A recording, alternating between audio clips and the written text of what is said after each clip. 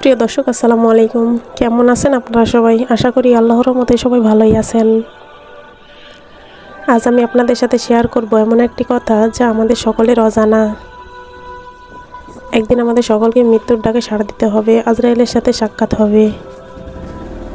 তিনি আমাদের জান কবজ করতে আসবেন। যিনি দুনিয়াতে ভালো কাজ করবেন তাকে তিনি কষ্ট দিবেন না, আর যিনি খারাপ কাজে লিপ্ত হবেন তাকে তিনি কষ্ট দিয়ে আল্লাহ দরবারে নিয়ে যাবেন।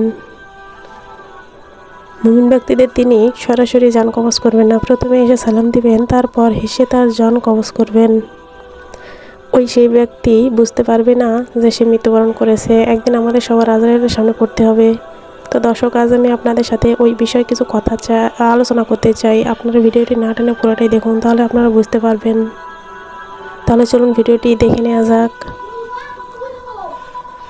হযরত আনাস রাদিয়াল্লাহু থেকে বর্ণিত, রাসূল সাল্লাল্লাহু আলাইহি ওয়াসাল্লাম ইরশাদ করেন, মালাকুল মউত যখন আল্লাহ কবুল বান্দার নিকট আগমন করে তখন তাকে সালাম করে এবং বলে, হে আল্লাহর বান্দা, সালাম গ্রহণ করুন এবং সেই গৃহ থেকে বের হয়ে আসুন যা আপনি বরবাদ করেছেন, এবং সেই গৃহের প্রতি চলুন যা আপনি ইবাদত দিয়ে আবাদ করেছেন। সুবহানাল্লাহ। এইরকম নেককার মানুষ হওয়া তৌফিক আল্লাহ তাআলা আমাদের সবাইকে দান করুন, আমিন। আমরা যেন এমন সৌভাগ্যবান হতে পারি, আমরা সবাই আল্লাহর ইবাদতে শামিল হতে চাই। তার গুণগান গাওয়ার মতো সময় ও জ্ঞান দুটোই আল্লাহ পাক আমাদের দান করুন। আমরাও যেন একজন মুমিন ব্যক্তি হিসেবে দুনিয়া থেকে বিদায় নিতে পারি। আমরা আল্লাহ প্রিয় বান্দা হিসেবে যেন গণ্য হই।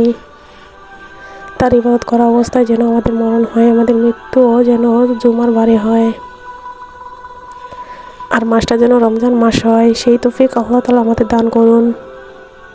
প্রিয় দর্শক, কথাগুলো আপনাদের কেমন লাগলো অবশ্যই জানাবেন, আর যদি ভালো লেগে থাকে তাহলে চ্যানেলটি সাবস্ক্রাইব করে রাখবেন। আজকের মতো এই পর্যন্ত। সবাই ভালো থাকুন, সুস্থ থাকুন,